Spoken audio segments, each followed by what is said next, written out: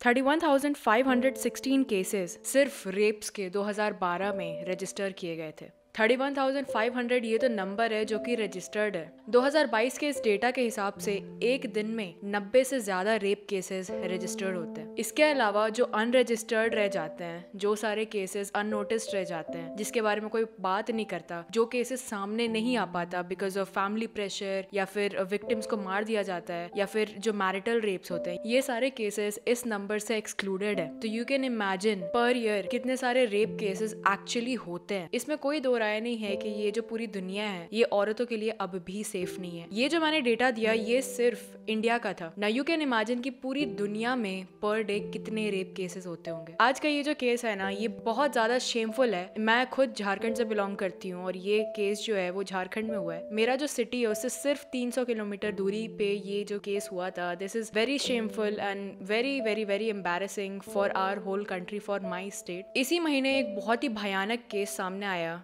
झारखंड के दुमका डिस्ट्रिक्ट से, जहाँ एक स्पेनिश कपल अपने मोटरसाइकिल पर वर्ल्ड टूर पर निकले थे और जब वो दुमका है वहाँ पर जब उन्होंने स्टे किया तो 7 लोगों ने उस औरत का गैंग रेप किया। इस वीडियो में हम इसी केस के रिगार्डिंग बातचीत करेंगे, तो बिना किसी देरी के let's get into the video.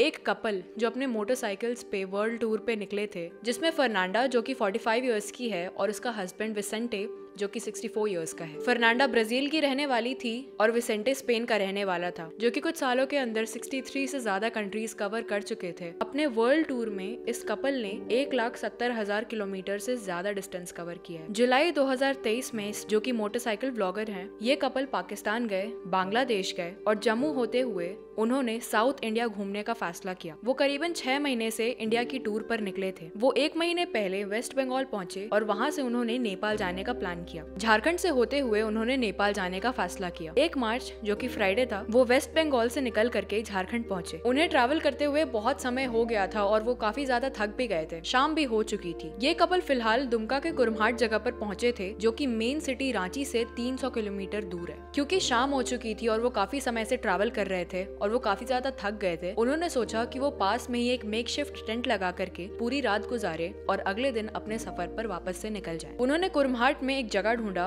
और वहाँ पर अपना टेंट लगाया। ये दोनों कपल अपने टेंट के अंदर थे और इनकी बाइक्स टेंट के बाहर खड़ी हुई थी और करीबन 7-8 बजे के दौरान इन कपल को अपने टेंट के बाहर कुछ लोगों की आवाज आई। उन्हें ऐसा सुनाई दे रहा था कि कुछ लोग आपस में कुछ बात कर रहे हैं और उनमें से एक व्यक्ति फोन पे किसी से बात कर रहा है। ये कपल अपना टॉर्च निकाल करके अपने टेंट से बाहर निकलते हैं और इन लोगों को हेलो फ्रेंड्स करके ग्रीट करते हैं। फिलहाल अभी यहाँ पर 4-5 लड़के मौजूद थे, जिसमें से एक फोन पर बात कर रहा था और ऐसा लग रहा था कि वो अपने दोस्तों को भी बुला रहा है। उनमें से कुछ लड़के थोड़ी मोड़ी इंग्लिश बोल सकते थे। ये सातों के सातों लोग नशे में थे। अब इतने में ही उन लड़कों ने विसेंटे को पकड़ा और हेलमेट से उस पर वार किया। उन लड़कों ने विसेंटे और फर्नांडा पे हेलमेट और पत्थरों से वार किया। विसेंटे के साथ इन लड़कों ने खूब मारपीट की और उसे साइड में ले जा करके उसके हाथ पैर बांध दिए। इसके बाद उन्होंने फर्नांडा पे भी हमला किया। इतने में ही इन लड़कों के 2-3 दोस्त और आ गए और अब कुल मिलाकर के 7 लड़के थे। उन्होंने फर्नांडा के साथ खूब मारपीट की और उसे जंगल ले गए। वहाँ ले जा करके उन्होंने फर्नांडा को खूब मारा और एक-एक कर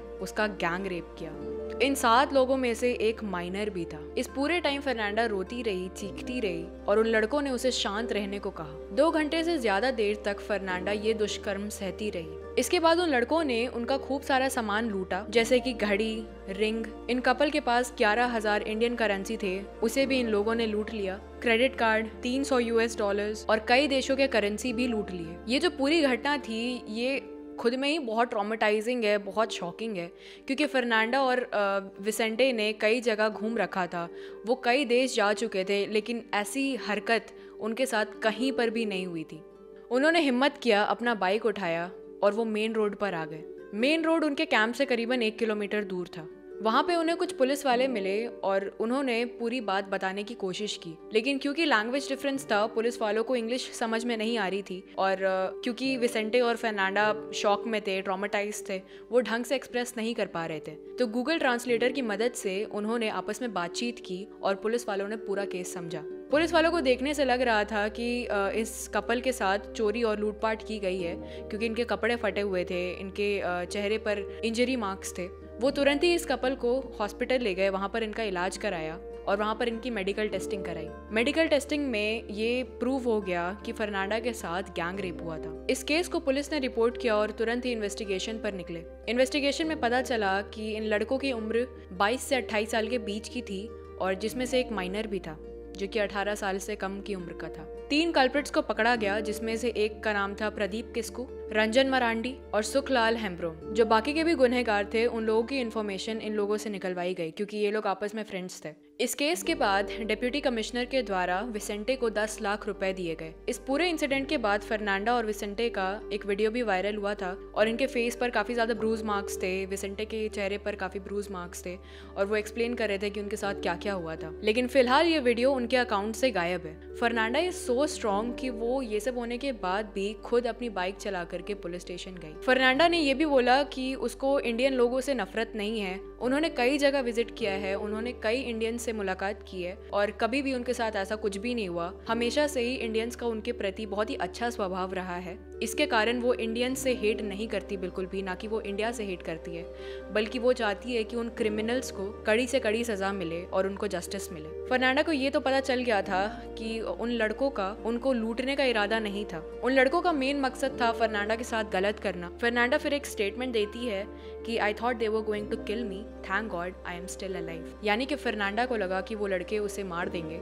लेकिन वो भगवान की शुक्रगुजार है कि वो अभी जिंदा है। फर्नांडा और विसेंटे ने ये सारी चीज़ें इतनी स्ट्रांगली हैंडल की है ना, hats off to them and hats off to a courage and strength and I hope they both are fine, they both are safe and they both are doing well. मैं सिर्फ यही चाहती हूँ कि उन कल्प्रिट्स को, उन गुनहगारों को कड़ी से कड़ी सज़ा मिले ताकि एक एग्जाम्पल सेट हो कि अगली बार अगर कोई ऐसी चीज़ करने का सोचेगा तो उसके साथ क्या हो सकता है। ये चीज़ें जो लोगों के मन में आती है ना, ये सारे जो आइडियाज़ जो लोगों के मन में आते हैं, एक औरत को देखने का नज़रिया, ये सोचना कि अच्छा ये तो सिर्फ ऑब्जेक्ट है, इसके साथ तो हम कुछ भी कर सकते हैं, ये बचपन से आता है, ये इन्वायरमेंट से आता है। कई बार बच्चे डोमेस्टिक वायलेंस देख करके, अपने घर के हालात देख करके, घर में कैसे पति अपनी बीवी को पीट रहा है, बीवी अपने पति को टॉर्चर कर रही है, ये सब देख करके वो ये सारी चीज़ें वायलेंस सीखते हैं।